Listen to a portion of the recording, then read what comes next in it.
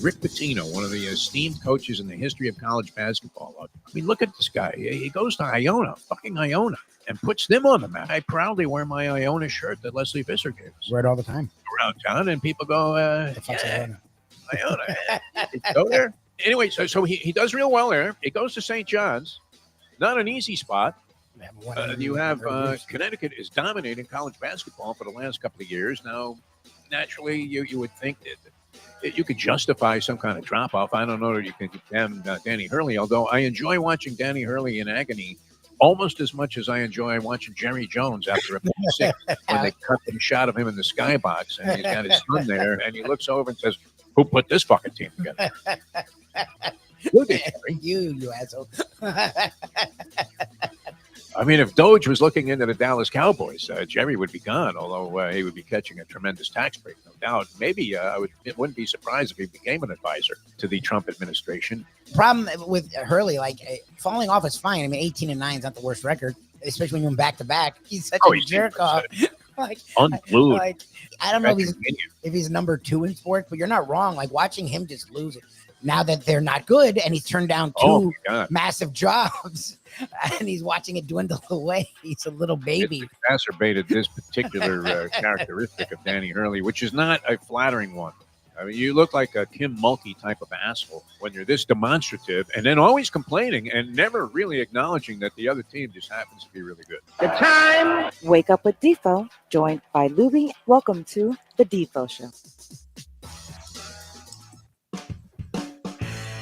Very pleasant. Good morning, everybody. Welcome to a Degenerate Friday edition of the Defo Show. The devious-looking one over there is one Mike Lubie Lubitz. My instructions to Lubie before the show got underway today, maybe a smidgen late, but they were, let's just let it roll and see what the fuck happens, because we have big plans for today's show. The professor is scheduled to join us a little bit early in the program today, a little bit earlier than his usual time. Usually joins us about 8:30, 8:35, and has the big board on a Degenerate Friday. Always an exciting thing, some college basketball picks. And also scheduled to join us about 8:50 this morning, one Iron Eagle, among our favorites of all time, as a guest on the programs that we've done. We've been doing this a long time together, Lubie and I, and we always enjoy the conversations with Iron Eagle. Iron's a little different with us than he is with other people. You'll hear Iron Eagle. He's always outstanding, always on point, always very articulate, very eloquent, and very thoughtful and thought-provoking in his answers and responses. But having heard him on interviews on other radio programs and in other spots, I think we have a pretty good shot here that he'll come through, although as yet to be confirmed this morning by Mike Lubie Lubitz, but we're counting on that. So fingers crossed, everybody. This should be a blockbuster here as we get underway. Now, we've been lamenting. First of all, how are you, Mike Lubie Lubitz? I don't want to leave you out of this equation here because you're a big part of this thing. Could be a fine mess that we've walked ourselves in. I'll be fine. It's not like we're lacking for material here today, because I would say this, my observation, and once again, if ever I could lose you, how could it be in springtime? Little Robert Goulet there, because it's springtime, baby. It's right around the corner. We've got all kinds of good stuff going on, and it sparks the great debate, which I've started to side over the years with fall because of the magnitude of the events that are taking place. In terms of the age-old sports debate, good, confirmed. Confirmation is always good. Iron Eagle will be joining us at 8:50 this morning. So now we have a lot of ground to cover in a short period of time. But always debating whether fall or spring is the best time of the year in terms of being a sports fan. And we started to fall into that trap, that South Florida Southern thing, where football is king and football rules. We were paying so much. We were so zeroed in on the football season this year that we started that usual kvetching after the Super Bowl. What are we going to do now, man? I don't know. And so the sports world, though, never fails to deliver, Lubie. Would you agree with that? Just look at last night and yesterday, for example. And with all the different things that were happening in the NBA, you had a rematch, the second game of the season between the Panthers and Edmonton, a rematch of the Stanley Cup Final last night. Very exciting game, came down to the wire. A lot of wild stuff was going on in that one. The Panthers prevailed 4-3. You had women's college basketball, which, Lubie, I mean, do we have to credit Caitlin Clark with saving the game? because all of a sudden I'm paying attention to this shit, and it's not because of the nudges that I get constantly from Jim Sarney. Hey, how come you're not watching it? Because I don't like it. But it has started to really become much more compelling. Is that a fair statement, Mike Lubitz? That I know you haven't really embraced this fully yet. But what used to look like a rugby scrum is starting to look like regulation, top-notch basketball on a lot of different fronts. And when you look at and this was always my complaint about women's sports when they started to get into outside of tennis, golf has always had many outstanding women golfers. I don't know how they would stack up on a men's course with the men's distances, but nonetheless, comparatively, you would have to say that they had great depth in their fields. All you had to do was, acknowledge any South Korean. In fact, I think all of those players probably were top notch, top 25. You could go anywhere in South Korea and find any number of great female golfers. But basketball and boxing were sorely lacking in depth. I'm not sure about UFC. What would you say about that? Are the women more exciting in UFC? Because we like seeing how crazy is that? That you want to see some woman. I really don't want to see a woman with a big busted Vito Antifermo type of eyeball. Do you, Lubie? Not a big fan of women's violent sports, although some of the more exciting matches of late have come. That Katie Taylor thing with Serrano that was featured on the Jake Paul card. What with Mike Tyson, and Amanda Serrano, and that was a rematch of a bout that was already sensational. I mean, they're Gotti Ward on the women's side of things. Very exciting stuff. So, but there weren't enough of them to really sustain the sport. I'm looking at some scores. I was trying to fish out the final in that LSU Alabama game, which I had already seen the highlights. And we mentioned Kim Mulkey in that clip that we've been playing for the Open this week. And I do enjoy seeing her go down in flames. I don't know. How do you feel about that? Yeah. I know she sucks. She's like you talked about again, that clip. She was ahead of female Danny Hurley, isn't she? She was ahead of him in being annoying. Yeah. And he caught up really fast because he won a lot quickly and now thinks his shit don't stink as well. We can be a spoiled, raving brat. But no, Mulkey, watching her go down, it's like watching Oriema. Love it. Yeah. Yeah. It's fun to see someone who's a whiny asshole go down in flames. That's and it's always bitching. You wanted to see Bobby Knight lose after a while after he had abused the members of the media. Although people embraced Parcells for that. I don't know that they rooted for Belichick necessarily, but I'm not so sure that he was disparaging to the media. He only was in the sense that he never said anything.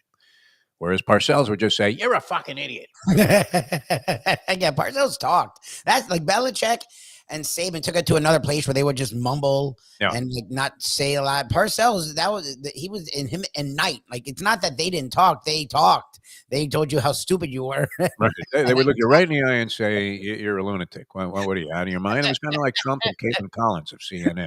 Yes. Again, yeah. She asks a question, you're going to get some kind of smart ass answer coming from Trump. Well, without much substance to it, but nonetheless, some disparaging remarks are about to be uttered. But with all of the stuff that was going on yesterday, Lubie, the top headline, as we've been featuring this headline idea, this concept, I'm not sure that I really want to embrace it on a full-time basis. You think it's stupid, right? No, it's fine. I just whenever Sarney offers things up, it's like he offers 10 ideas and one or two are like, okay. Well, he adapted it and adopted it after I did it one day and said, I really like it, which isn't bad. I don't know. It's kind of like the rundown there on, the ESPN shows where, pardon the interruption, started this thing, I believe, where they show you what they're going to be talking about. It's not a bad thing as a visual. I don't know that we want to go that far. Because I don't know that I want to do it every day.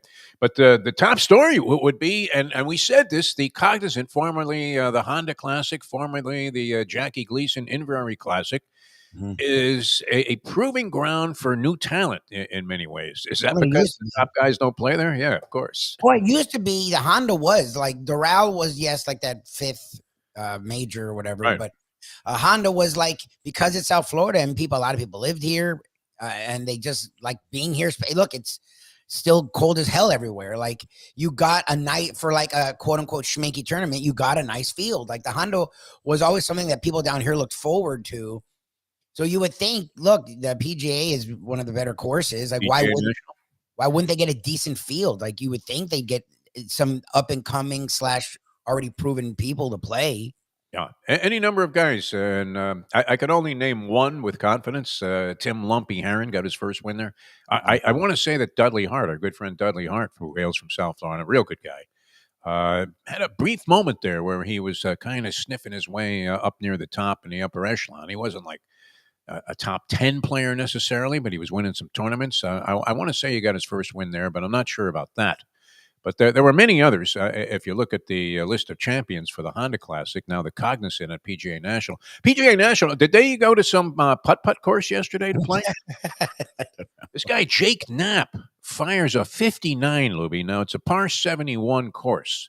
He has an 18-footer and change for eagle on the final hole and leaves it short. I think he left this one short, but if he had holed that and canned that, he would have tied the all-time record for a low round on a PGA Tour of 58. There have been 14 players now that have shot 59 or 58. I think the 58 was only one. Was that just Jim Furyk? Did he have the 58? Man, Mr. Golf history here. Oh, yeah, all of a sudden, I'm Ken Venturia. Oh, yeah, he's going to need that putt there for the Ryder Cup points. Yeah, fuck yourself, Ken. Yeah, nobody cares about the Ryder Cup points. No clue. If he isn't a captain selection, it wasn't worth it anyway. So, but yeah, Jake Knapp. And the second best, the follow-up question would be, who the hell is Jake Knapp? I was going to just say, who the fuck? He fits the MO of this thing, Lubie. 0 tour wins. He's number 99 in the world with 0 tour wins, 0 top 10s, 2 top 25s. And he fires a 59 yesterday. And that's, you would figure after round one, he's running away and hiding, right? Yep. Much like our man Martin Keimer was in that U.S. Open that year when he got off to a great start, led wire to wire, and you're thinking, okay, much like the horse that's being touted in the Fountain of Youth coming up on Saturday at Gulfstream Park, gate to wire, Todd Pletcher monster.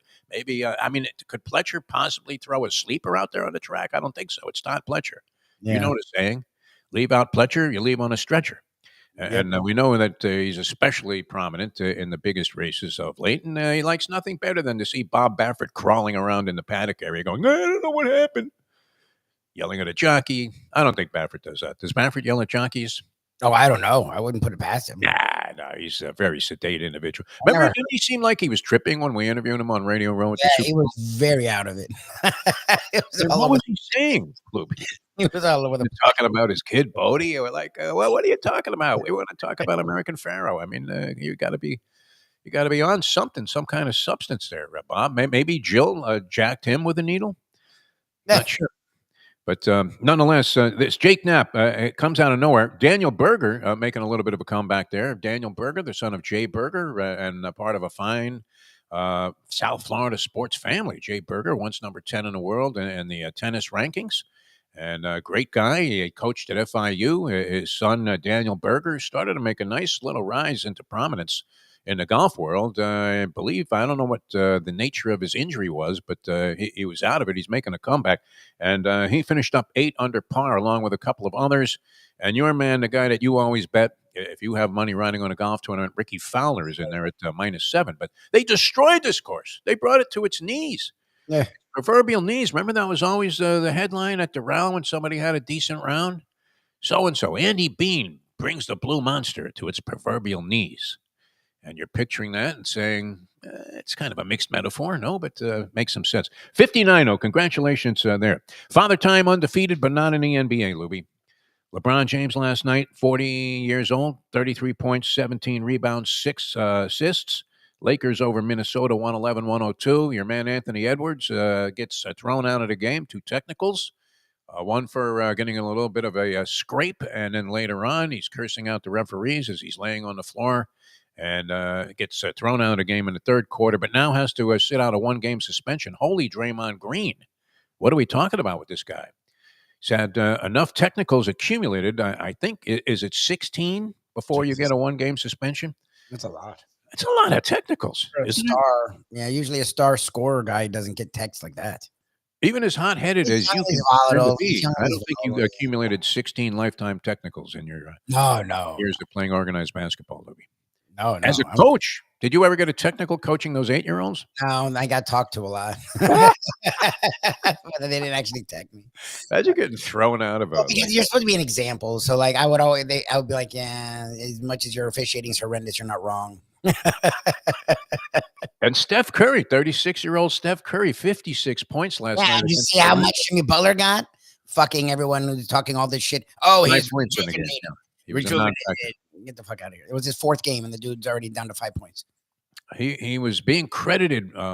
Is Kendrick Perkins on something also? I'm going to bring Ken on, because if you're going to bring up Kendrick Perkins, this is literally this man's wheelhouse. Oh, good. Okay. Right, we really? Perk? Technical fouls at 8-year-old leagues and Perk? That's where I come in?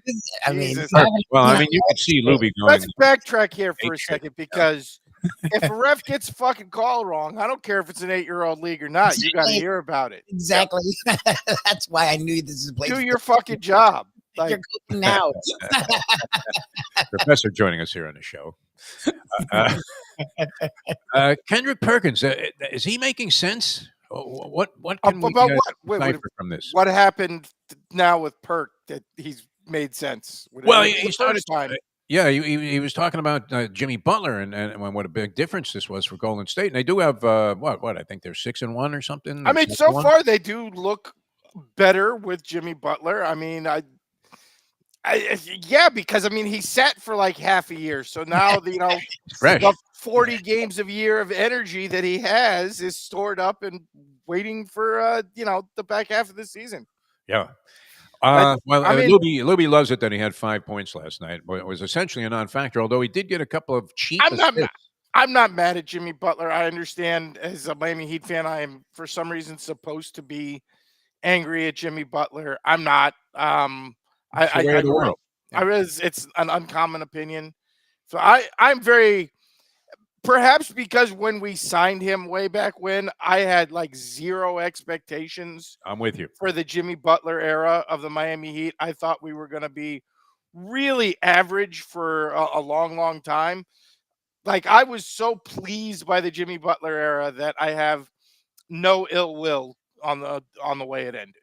He did his job, you would have to say. And look, this is the way the NBA operates now. You went out, they have to accommodate you. The guy carried a G League roster to a couple of NBA finals. Like, I'm not mad at the guy. I mean, it's borderline like a true statement, right? I mean, yes, Bam is a very nice player. Tyler Hero's a nice player. The rest of those guys were literally like picked off the street. Like, who had heard of Robinson and Strus? Yeah, seriously. Max Vincent? Max Strus sucked in college. And, sucked in college. He did. He was terrible at DePaul. Yeah, he was bad. Yeah, he kind of came out of nowhere. I would. Gabe Vincent was not good at Memphis. Like, he took a bunch of dudes who were G League players, and took us to a couple NBA finals and beat the Celtics a couple times in the process. I ain't mad at Jimmy Butler.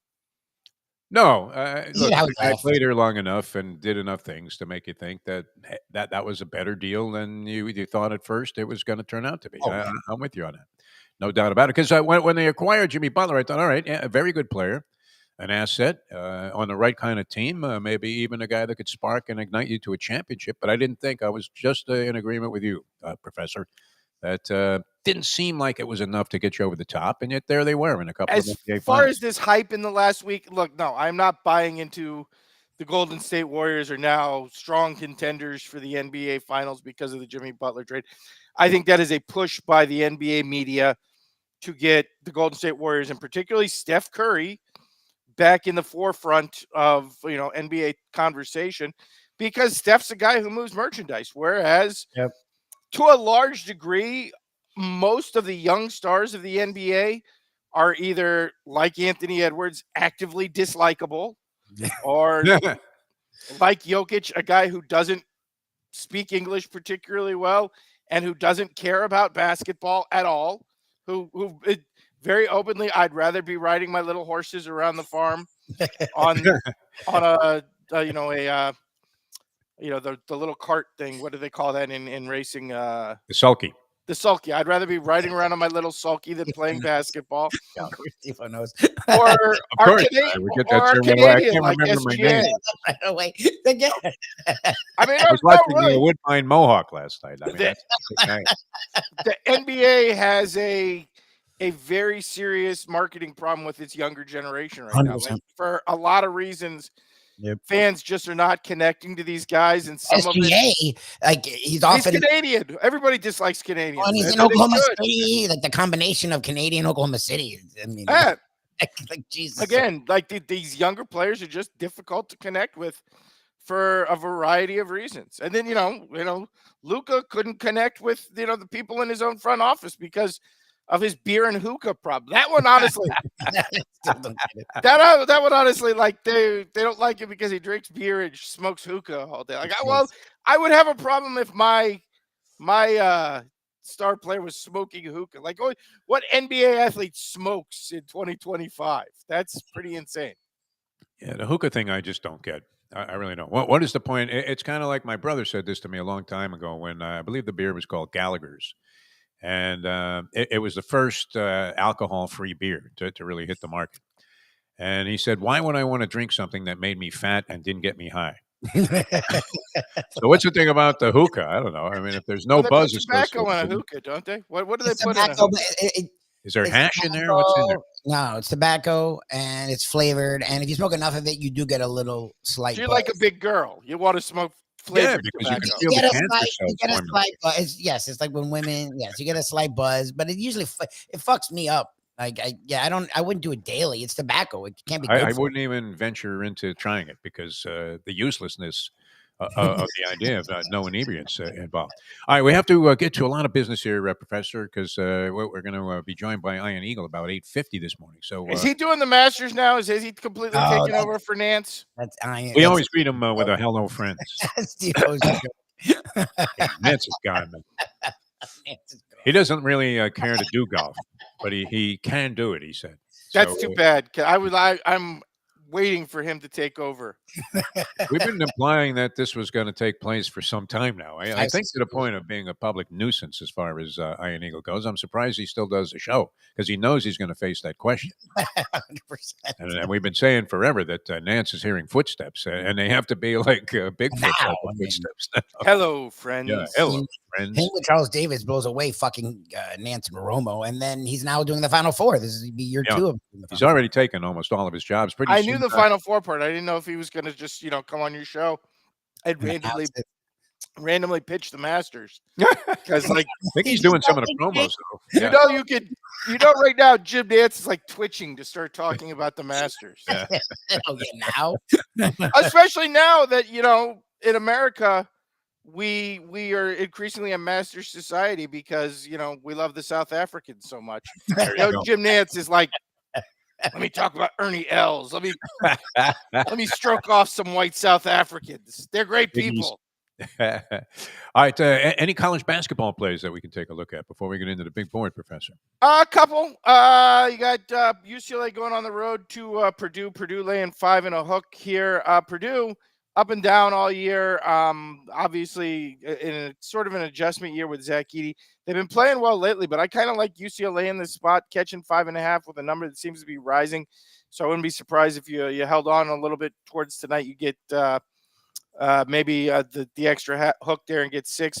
UCLA, a team, they've gone back and forth a little bit on the road, but they have been playing really well in the Big Ten at home. I think they'll be competitive here. I don't know if they'll win the game, but catching 6, I think that's a pretty good spot. And then tonight at 11 o'clock is really the one I think to lock in on, which is Nevada going on the road, laying 2.5 to UNLV. UNLV, it's been the same story for like 4 or 5 years now. They are not a good basketball team overall, but they're absolutely dominant at home. Nevada, not a tournament teams themselves. I can't see why they would be laying points on the road in this spot again against a UNLV team that is very solid at home. So I would take the Running Rebels plus the 2 and a hook. All right. Very good. That's college basketball. Makes And if you join us on nofilter.net when the professor joins us for Bury Your Bookie, which we've been on fire there with hockey games, all kinds of crazy stuff we've been touting on that show. All right, let's do it. Let's get to the big board. This week's edition of the big board on a Degenerate Friday, the big board of news of the week on a slow news week. I like it. I mean, really, there hasn't been a lot in my wheelhouse going on in the world of sports. So we're going to make something out of nothing, though, Professor. So we're going to acknowledge that even in a slow news week, which this has definitely been, even in a week where America, wanted to pretend we were into hockey, and then lost to Canada. We lost, actually, too. We can acknowledge that, stuff is going on. I mean, the Philadelphia Eagles allegedly refused to visit the White House. So then the White House turned around and didn't invite them. And then it's like a breakup. yesterday, the White House, instead of having the Philadelphia Eagles, had Harrison Butker come visit. Oh, no. For some reason. Well, because the winning Super Bowl champs didn't want to come, so he invited the kicker from the losing team. Surprised you didn't invite Justin Tucker. It's like a interesting little turn around there. But that's what we have. We have news of the week on a slow news week, and I have to start this with a very sad and depressing story, which is just when we thought it was over, they tried to pull him back in. No. For those of you who are unfamiliar with this, J.J. Watt and his wife are part owners. It's a very small percentage, but they are part of owners of Burnley FC, the English Championship League soccer club, because his wife plays soccer. And J.J. Watt does seem like the kind of American douchebag who would get super into soccer. 100%. At a meeting last month, the Burnley goaltender, who's a big Cincinnati Bengals fan for, I don't know, reasons. I mean, honestly, if you're going to be an English student, pick up an NFL franchise, the Bengals is a very strange choice. But the Burnley goalkeeper asked J.J. Watt what it would have to happen for J.J. Watt to come back and play for the Cincinnati Bengals, to which J.J. Watt responded, "I'll do it if you don't give up a goal for the rest of the season." Well, since that J.J. Watt made that statement, the Burnley goaltender has 13 straight shutouts. Oh, Jesus. Wow, that's motivation. Now, the big news is, of course, part of this news is Burnley does, in fact, have 12 more games left in the year. So we got a while to go. But after posting the 13th shutout, J.J. Watt on Twitter said, "Damn, I'm going to have to start working out and getting in shape again." So he's in shape in that picture. He swears. I mean, Henderson led the league in sacks. So if, in fact, the Burnley goaltender can finish this out, the bet, J.J. Watt says he isn't going to sign with the Cincinnati Bengals. So we will see a developing story here. But there is some small chance that our national nightmare could continue. If J.J. Watt will come back to the NFL. Now, personally, I hope what happens is the Burnley goaltender keeps his streak up, and J.J. Watt has to go up to his secret Rocky IV cabin and start chopping wood, moving tires, doing all those stupid fake exercises he does to get himself in shape. Yeah. And then on the last game of the year, the Burnley goaltender gives up like 7 goals. 7 goals. That would be so J.J. Watt has to abandon his family and go up to the cabin to train, and then finds out he doesn't have to sign with the Cincinnati Bengals overall. That would be the optimum situation here. But we will see as a developing story as the Burnley goaltender seems determined to get J.J. Watt onto the Cincinnati Bengals. 13 straight clean sheets for him. Fucking nuts. In the English Championship League. Possibility of a J.J. Watt comeback. So sad. Like, I mean, we were done with this guy, and now they might pull him back in like Godfather 3. Just when I thought I was out. All right, number 4. That takes us to number 4. For those of you who didn't know, we were in a time machine this week. Apparently we were, because the University of New Orleans has made Master P their president of basketball operations. Get out of here. Oh, out of here. So many things in this story. Number 1, apparently Master P not dead. Who knew? I would have gone with dead. I definitely would have gone with dead. Dead or alive? Dead. Dead for sure. And second of all, what the hell is a president of basketball operations in college? That's not a job. That's an NBA job. That's not so. Is it possible that Master P bought the University of New Orleans and has just installed himself in this job? Is it possible that he just bought the basketball program for some reason? Got his son in the USC. I mean, a better question would be, given like all the gold purchase. I don't know if you've ever seen Master P, but famously on Cribs, you went into his house and everything was gold plated. I think he had his dog gold plated while I was still alive. That's why, yeah, and of course his business acumen. This is my question: is it possible Master P actually needs this job? Is it possible he's broke now in 2025? Because when was the last time you heard Master P's name associated with anything? Well, Ricky Williams and that contract that he negotiated that left Ricky broke and smoking marijuana at the foothills of the Himalayas, trying to figure out how he can make some money. That's the thing. You don't see a lot of no-limit athletes anymore. Yeah. Honestly, maybe he's going to start recruiting the no-limit soldiers. Exists no-limit soldiers. And the great part about this is if you saw the promo story they put out, they talked about his days as an AAU coach where he used to just buy players from around the country to play for his AAU teams, except for DeMar DeRozan. They're all huge flops. They were all it was Brandon Jennings and Lance Stevenson. By the way, as a former Miami Heat rival, go up and look at Lance Stevenson's basketball career in the NBA. I had no idea he was as bad a player as he was. Did you know Lance Stevenson only averaged double digits twice in his career, and his career high was 14 points a game? He was a pest. I had no idea Lance Stevenson was such a flop in the NBA. But again, if you go look at the Master P AAU record, let's just say their track record in the NBA is less than outstanding. With the exception of DeMar DeRozan, like everybody else was like a top 4 recruit who was a huge flop. Yeah. This might be right up there with his appearance on Dancing with the Stars in terms of success. See, another thing I didn't know he did. Yeah, because I was unaware. He got eliminated the first person to exit. Okay, again, I kind of thought Master P died in like 2006. So I think Rich Eisen lasted longer. This particular appointment is a little bit shocking to me as the president of basketball operations. Interesting. For the University of New Orleans, but go Privateers. All right, that's number 4. Master P now has a job in college basketball as Director of Business Operations. Number 3, and this one is connected to a Defo reference right there, which is, I think we have something to re-examine here because it turns out, according to Yahoo News, 2 of the spas Justin Tucker got banned for hand jobs in Baltimore were 1 at the Four Seasons Baltimore and 2 at the Ritz-Carlton Baltimore. So again, I have to say, are we certain that the whole massage industry isn't just hand jobs? I love that. That's where you go. I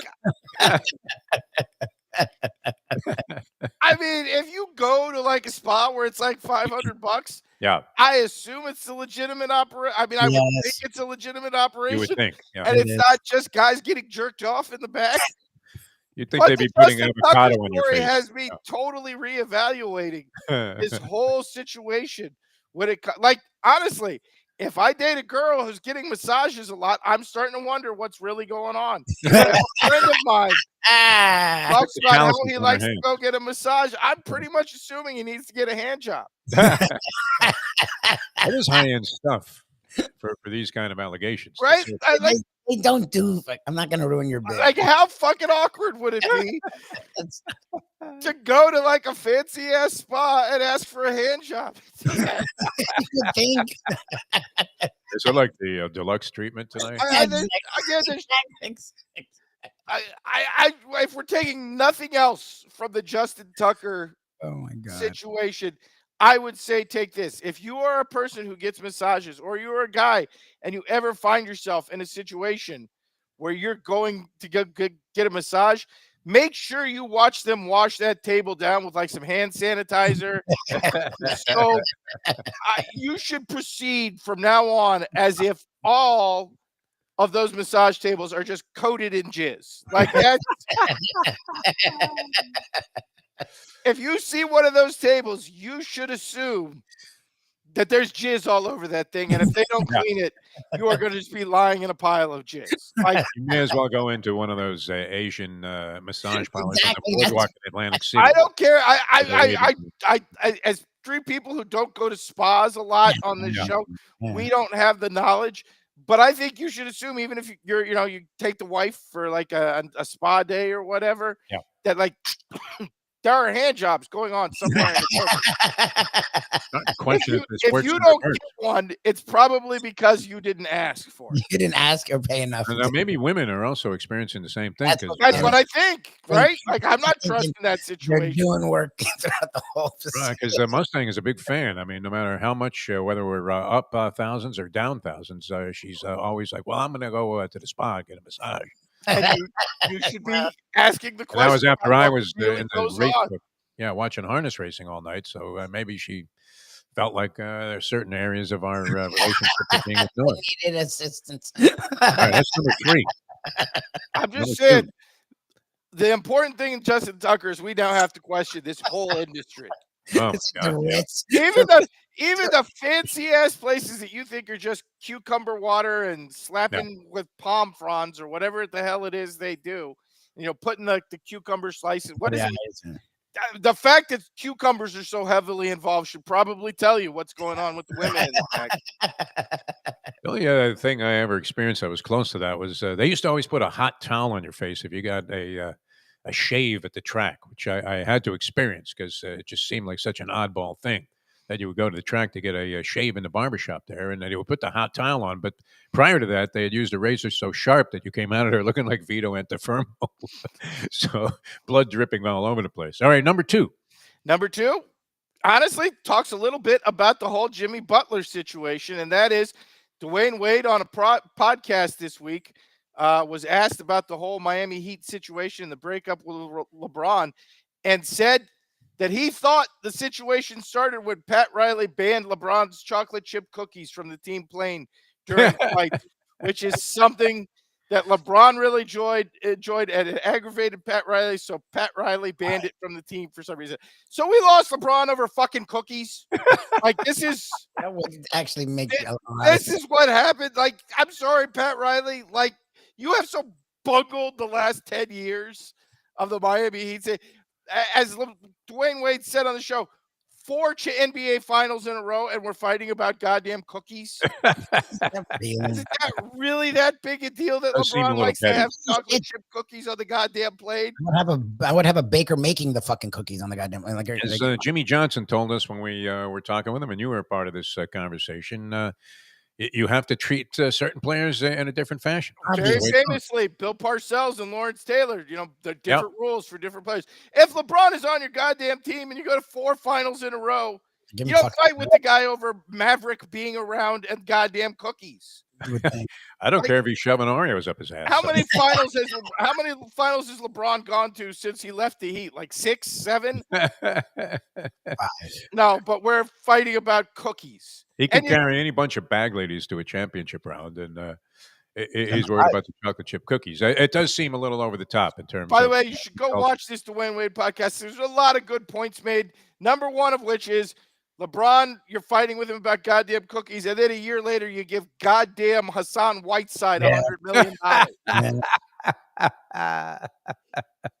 Well, and they gave Tyler Johnson the money that should have gone to Wade. I guess that was okay. Waiters. I guess that was okay because Hassan Whiteside didn't want to have cookies on the plane. Sure. Riley. Didn't Dion Waiters swallow like a whole bag full of marijuana-laced gummies? Yes. He lost his shit. He jumped out of the plane like he was D.D. Cooper because he was so high. But remember, Defo, those were gummies and not cookies. If it had been marijuana-laced cookies, that had been a whole different fight. We would have, had to give some other scrubby guard his money. Just like with my pension for those marijuana chocolates, I could have never played for the Heat. Hassan Whiteside. Fucked. All right, that's number 2. Number 1. And that takes us to the number 1 story of the week, which, given that this is the big board, should be really fucking obvious, which is it's been 20 whatever years, multiple job changes, and what's going on? Tom Brady is still cheating. Great picture of Brady. And much like every other time in the past, the NFL is covering it up. For those who are unaware, there was a story came out this week by a reporter named, I believe, is Schwartz, that Tom Brady was meeting with Matthew Stafford, which of course would be multiple violations at their shared ski residence in Montana. Oh, Jesus. And of course, it was repudiated just minutes later by Ian Rappaport, who came on and said that there was no cheating, and it just happened to be a coincidence that Matthew Stafford was having dinner at Tom Brady's house that night, and nothing about coming to play for the Raiders was ever discussed.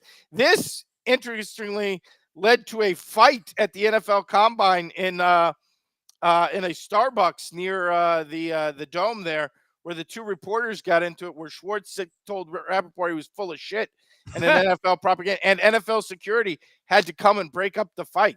I love that. Which, again, clearly Rappaport was covering up for the NFL and Tom Brady.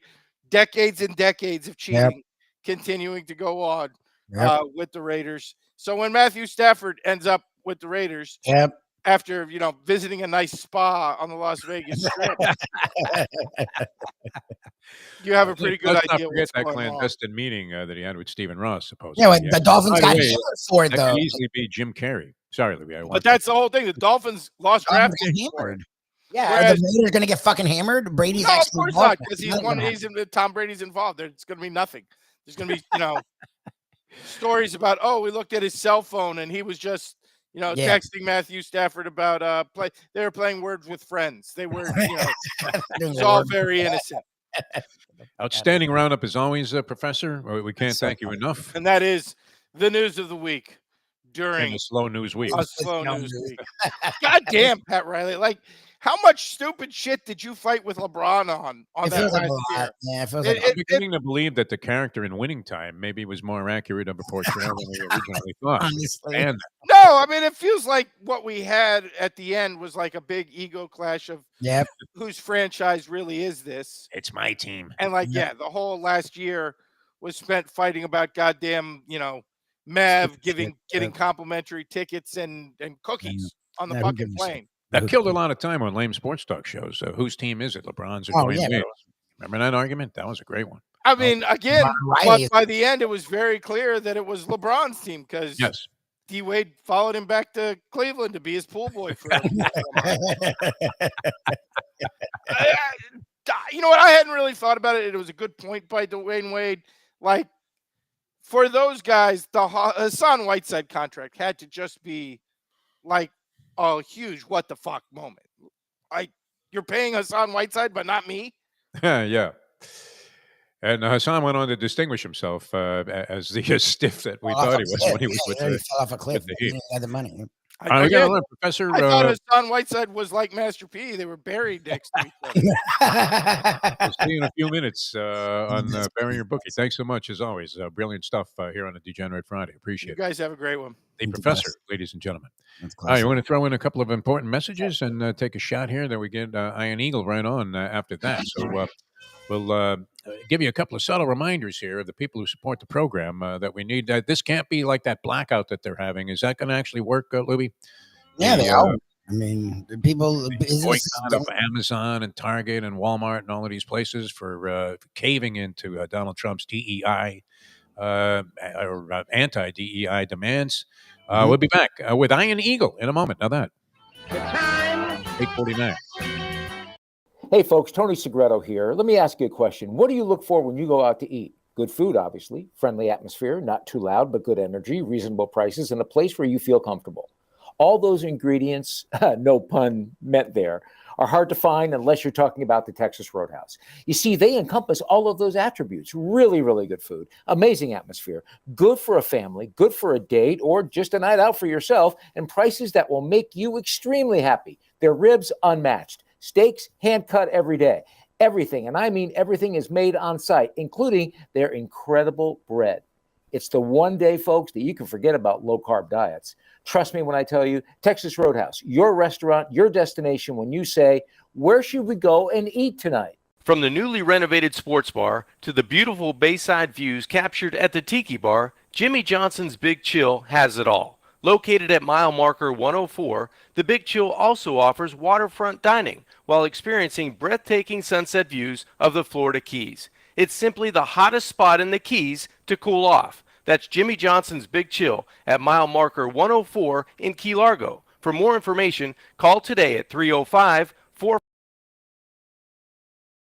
Brilliant on basketball, brilliant on football, play-by-play. Very difficult sport to call, I believe. Tennis, does a tremendous job on that. Ian Eagle with us here on 940 Wins, 1230 The Zone. I've been associated with talk radio in some form as either a producer, a host, a guest for 30 years. And it's the first time in the lead-in to my segment that the word schwitzing was used. So thank you, Defo, for that. We love you. Always a distinction of being on this show. It's a all right, we love you. Thanks for coming on. Ian Eagle, ladies and gentlemen. Grab a bagel and a schmear, plus some Defo and Lubie. Welcome back to the Defo Show.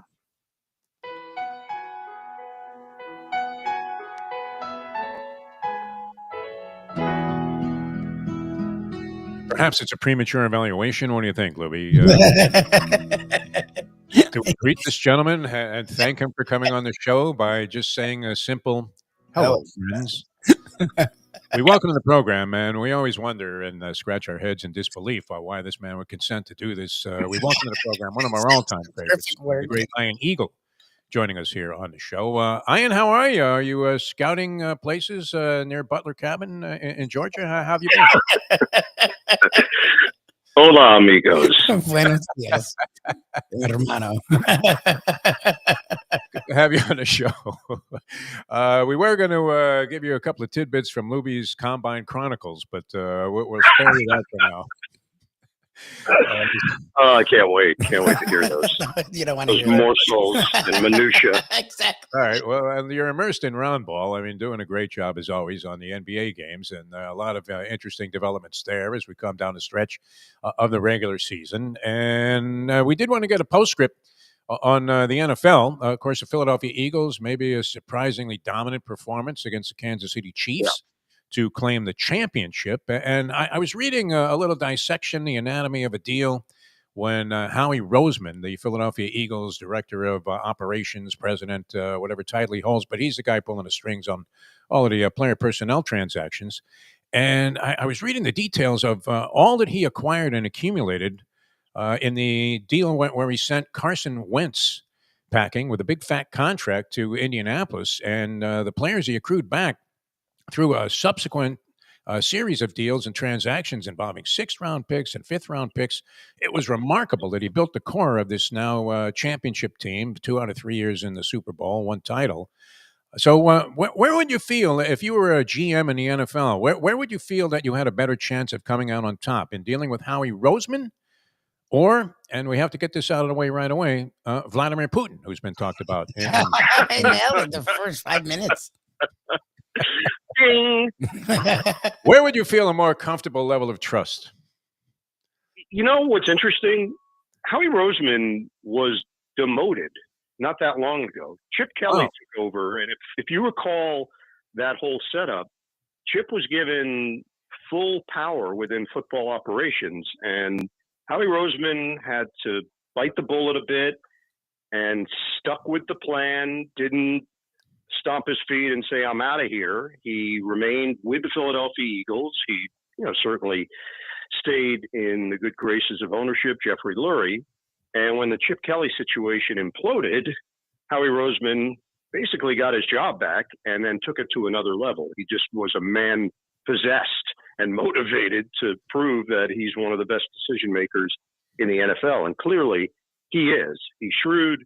He's smart. He's an excellent talent evaluator. All these stories came out during the week of the Super Bowl, how he was basically running a draft during his college days, except nobody was listening to him. But he would do all the research for drafts. Jed Fish, who is a college football coach at Washington, one of his roommates, suite mates, and he was blown away by this guy in college. They're like, why are you doing this? And Howie said, well, one day I want to I want to run the personnel for an NFL team. And obviously his dreams came true beyond anything I'm sure he ever imagined, now as a two-time Super Bowl champion.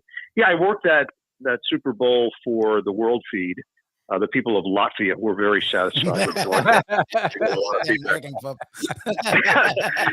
And look, you saw it. It was utter domination. They were clearly the better team. They had the benefit, in my mind, of dealing with adversity early in the season. Nick Sirianni was hearing rumors about his eventual demise as head coach of the Eagles. That was the talk through the first 4 weeks of the regular season. And then they came out of the bye and they were just a completely different team. All of the concerns about the lack of communication or not being on the same page between Hurts and Sirianni, all of that faded away. And now you can see them for what they are, which is a champion. You can never take that away from the head coach, from the quarterback, from the rest of that team. But it does remind you of how this works. And there are those that can't see it, those that can't contemplate it. And then once you win the game, now your perception changes and all of the stuff that was happening goes into the rearview mirror, and they can put this on their resume forever. That was really impressive, what they did throughout the postseason. The tight win against the Rams in tough weather circumstances, and then the blowout win over Washington. To me, that was foretelling in many ways that this team could win in so many different manners. Like heading into the game, the story was simmering that the Eagles were growing and gaining steam, but the major story was the dynasty, right? The Chiefs were trying to do the thing that the one thing that Patriots hadn't done that they could lay claim to. They not only didn't do it, they got hammered to the point where people are now saying Mahomes is the discussion's done, even though he's like 29, which is to me ludicrous. Just to that, the fact that he's in the discussion at 29 tells you it's not done. The Chiefs, read this and that. Again, the anatomy of a loss, right? So sure. I won't go to that place, but it is interesting to watch them get dominated that way. And then when you do the math, look, Mahomes' performances in Super Bowls actually have not been good. He's played a good, a good 3 quarters or maybe one good whole game out of the 5 appearances. What do you do with the Chiefs? Kelsey supposedly is going to come back. I think it would be better for them if he didn't. They need his money badly. Like, they have a lot more holes on the offensive line than we realize. They have a lot more holes on the offense for all the talent that they have. Like, when you look at that game and just look, the Eagles are a good team and the Eagles winning isn't questionable, but no one had that. Even Eagles fans didn't have that. Like, to see a team as good as the Chiefs get dismantled in that fashion, what does that say about the Chiefs? And what do you see them being able to rebound to get back to this exact place? Because the AFC is loaded with a lot of talented rosters. Yeah, I'm having a little bit of deja vu because the COVID year, which was so abnormal and strange for everybody, as a viewer, as a participant, being at the stadium, it was a weird year. There's just no getting around it. The broadcasts were different because it was fake crowd noise and they were trying to convince you that it still had great ambiance, but then you'd get a tight shot of a player, and then you'd see in the background, oh, wait, there's nobody in the stands. Literally, they're just having a glorified practice. So we get to the Super Bowl that year, and it was a CBS game. So I was there in Tampa, and what was the main storyline going into that Super Bowl? The Chiefs are rolling. We already saw them win a championship. This team is so dynamic, so fast, so explosive. How can Tom Brady and the Buccaneers get it done? Well, they thumped them. It was really lopsided. It was one of those Super Bowls that you don't even remember the particulars because the game was over so early. And a lot of the rhetoric that we're hearing now was what we were talking about after that Super Bowl. They found the solution. The formula is now out there for everybody to follow. And then obviously the Chiefs won back-to-back Super Bowls after that. So I wouldn't count them out, only because of Patrick Mahomes, Andy Reid, Brett Veach, the GM. They've done tremendous work in cultivating talent, developing it, figuring out little wrinkles that are new and different. This team, that would be, to me, very short-sighted to talk about their demise. They're still going to be really good. The standard is so high there, so anything short of a Super Bowl is seen as a failure. And as we know, and we know that the team that I'm alluding to, just being in that conversation, the Miami Dolphins, the New York Jets, like that would be hard to even wrap your brain around if you get to that place. So you do have to keep it in context. This team is still highly potent and dangerous. They had to revise the Dolphins fight song there. Because it now goes, Miami has the Dolphins, the greatest football team. We take the ball from 20 to 20 like no one's ever seen. It used to be goal to goal, but no longer. It's no longer applicable. So they stopped trying to pull the wool over people's eyes. All right, I remember Ian Eagle transitioning into a little hoops here. I remember where I was when the announcement came of the Kennedy assassination. I was about to take a science test, and of course we had to defer and say, no, we're too upset right now to do that. I was on my way back from Los Alamitos harness track when I found out about John Lennon being shot. Do you remember, and will we always remember where we were, especially if you're involved in the NBA, when the Luka Doncic trade was announced? And what was your feeling about that?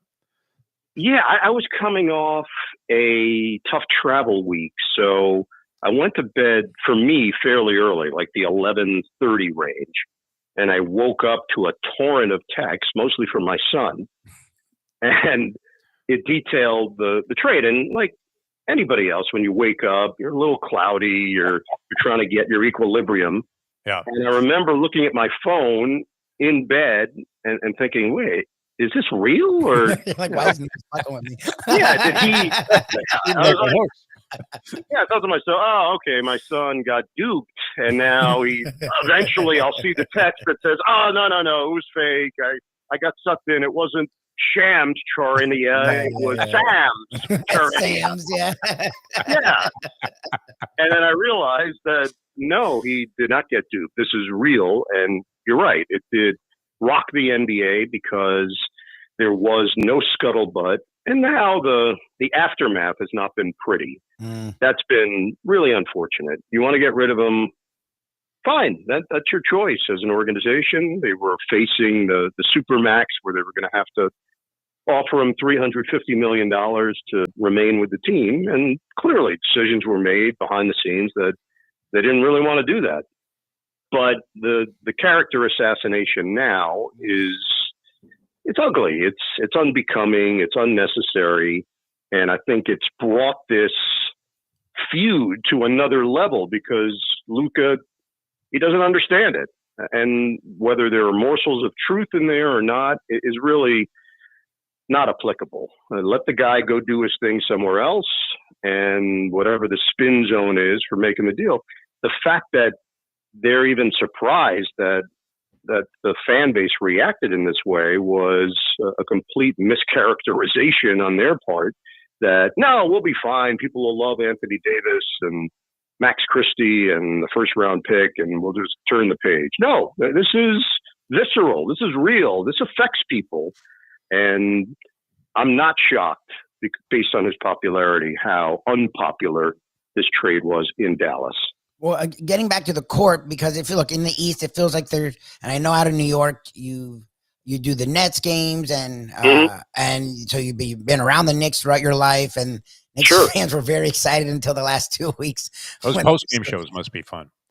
No, when they've sort of had to come back to earth, looking at how they played the Cavs and the Celtics, and again, we'll see what happens in the playoffs. But when you look at the West, it feels like the Thunder, maybe the Nuggets, but people are trying. The two teams that made the big moves were the Lakers getting Doncic, and then the Warriors, again, the two teams that were the class of the conference 4 years ago, going and getting Jimmy Butler. Of those two teams, who do you think is more serious? And do you think either, because they're trying to make the Lakers a real contender, even more than the Warriors, and the two of them together is fun, and it's interesting to see two all-time greats, one near the end of his career, one still closer to the beginning than the end. Yeah. It's hard for me to fathom they're a legit contender. Where do you do with both of those teams? And do you think either's a legit title contender. Lakers. No, Warriors. I think they're both a tier behind both Oklahoma City and Denver. But part of the key in the NBA is how do you keep yourself relevant? So we talked about the Chiefs and the NFL and whether or not that dynasty is coming to an end. Golden State has faced the same thing within NBA circles, a team that has won many championships, that did things that had not been done before, or at least not had been done in a long time. And now you have to deal with paying your guys, and they get older and they get injured. And how do you keep the flame alive? And while this may not have been their first choice, sounds like Kevin Durant was their first choice, Jimmy Butler has turned out to be the right choice because they got a motivated Butler. You saw all of the shenanigans in Miami leading up to this. And I saw it with James Harden in Brooklyn when he wanted out. It was over. There was no going back. There was no fixing it. And at that point, you just have to get whatever you think you can get to move on as a franchise. And that's what Miami did. We could talk about how they got to that place and the mistakes that were made along the way, whether they are actually mistakes. Maybe, in the Heat's eyes, it just was never going to work out because they were never going to pay him the money that he wanted. And that's what it really came down to ultimately. And the things that we heard, again, similar to the Luka thing, all of this now comes out that Jimmy wasn't showing up and may play, may not play, didn't really let them know sometimes until 20 minutes before tip-off, or didn't make it for the charter and got there on his own, and that became an issue within the locker room. Look, there's always a story within the story, but Golden State did what they had to do and have put themselves back in the conversation because they've got someone that can be a missing piece for them. But are they on the level of OKC and Denver right now? I don't think so. And the Lakers, of course, it's great for the league when the Lakers are good and fun and exciting, and you get that West Coast audience now engaged in the NBA, which is happening with the Lakers and the Warriors. But I just go through their roster. I can't see them going on the long extended run.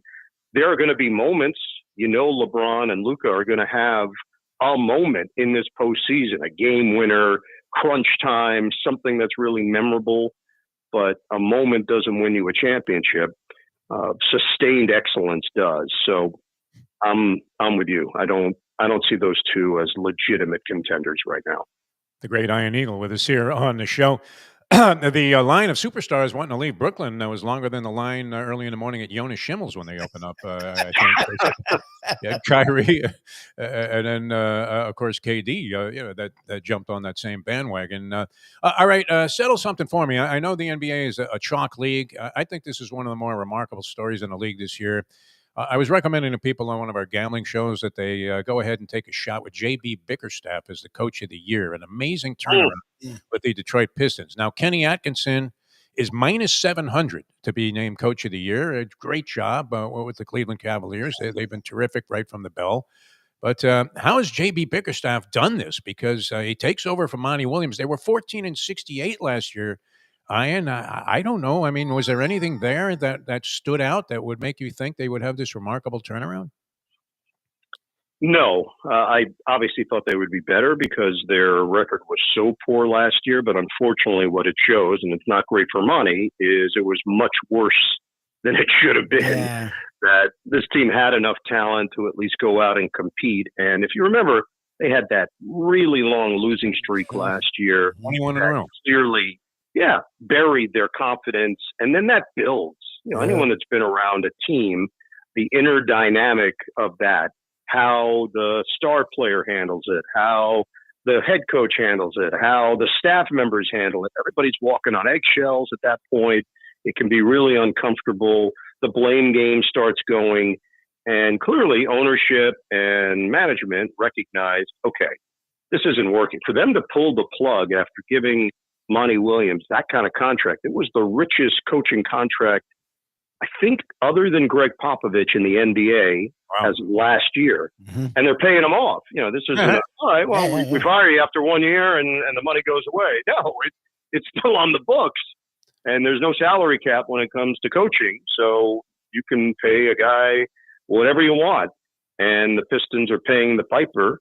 But it does show that it was really broken. And for J.B. Bickerstaff to come in after he was dismissed in Cleveland, after doing good work. Yeah, they won a playoff series last year. They clearly were a team on the rise, but they determined that was as far as he could take them.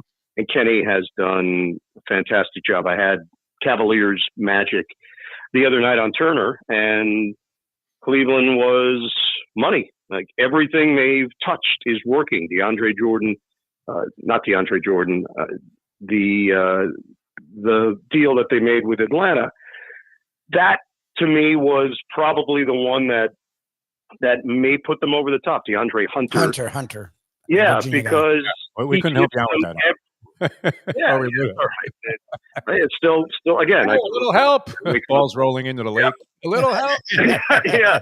Where's your producer at that point? Shouldn't I be getting something in my ear? You don't have that on this show? He's all thumbs. It's fine. You'll edit it in post. It's not a problem. He has been the missing piece. He brings a physical edge to the team, and I think they needed that. They were still fine with the team that they had, but they knew that they had a chance to get a little better, and in doing so, they cement who they are going into the postseason. So Kenny's probably going to win the award, but you make a very, very legitimate point that J.B. Bickerstaff deserves to be in the conversation. A friend of mine told me just take $100 bill and throw it out the car window on my way to the track. If I'm going to take Bickerstaff at 9-1 because this other guy is a cinch, Ken Jacobsen, and a very deserving choice. But I think this remarkable turnaround that this guy's orchestrated is probably one of the biggest stories in the NBA so far this year. And we don't know how it's going to end up. It could end up even more favorably. All right, you've been very generous with your time, but we have to get this one in. And you would be the perfect person. I said this to my friend who I almost got into a fist fight with at a bar last night as we were having an argument about color commentators. And you having expertise in both areas, of course, having worked with many fine color commentators and legendary guys, including Charles Davis, who you're working with now on the NFL broadcasts, and being a pro wrestling fan, who was the better color commentator, Gorilla Monsoon or Bobby the Brain Heenan, in your opinion? That's a question for the ages. I mean, I have to go with Monsoon because as a wrestler, he supposedly spoke no English, even though he was from like Trenton, New Jersey. Yeah, that's really interesting. That part of it, to me, that cinches it because he learned a language to do the job. He didn't know English, and now he does. I was more of a Bobby the Brain guy because it's contemporary, based on your age and your era, and he was doing the color commentary when I was a little bit more into it. Right. So he had a little bit more of an impact on me. Yeah, I've told you some wrestling stories through the years during my stretch. And I had one, I still, to this day, can't believe this is pre-internet, pre-Twitter, pre-everything, that this worked in my favor when I was at a match at MSG and I went to use the restroom. As I was walking back to my seat, there was a woman walking right through the basic promenade of MSG, and she's just yelling out, "The Grand Wizard is dead! The Grand Wizard is dead!" And she's just by herself. And I'm in junior high school at the time. So I go back the next day, 2 days later, this was a Saturday now, on a Monday, I show up at Russell Sage Junior High School in Forest Hills, New York. And I tell a bunch of people, I was like, "Hey, I'm hearing that the Grand Wizard is dead." They go, "Come on. What are you talking about?" I was like, "Hey, look, I'm not going to give up my source, but I have this information on some pretty good authority." And then literally that next week, they did an homage to the Grand Wizard with the freeze frame photo of him and the years on Earth and his unfortunate death. And from that point on, as you can imagine, I could do no wrong. I obviously had insight and stories that others didn't have. all based on the raving lunatic woman that was walking through at MSG just because I happened to go to the bathroom at that moment. So. Ryan, always a pleasure, my friend. That was a study. Can't thank you enough. You covered a lot of ground for us, which is always the best part about it. We love you. You're the best, man. The full spectrum, you guys. And thanks for being with us, Iron Eagle, ladies and gentlemen. All right, we have to, as they say, flat out fly, Lubie. And thanks so much to the professor and Iron Eagle for joining us here on the show. We'll join you again on Monday right here on Bleacher Brothers and all of our other platforms. But the central part of it all is right there under the banner of A.J. Johnson and Bleacher Brothers. Happy to have you guys along for the ride. We'll see you next time as we leave you now that. The time. It's 9:15. Let's go to eat a damn snack. Look what they done to my show.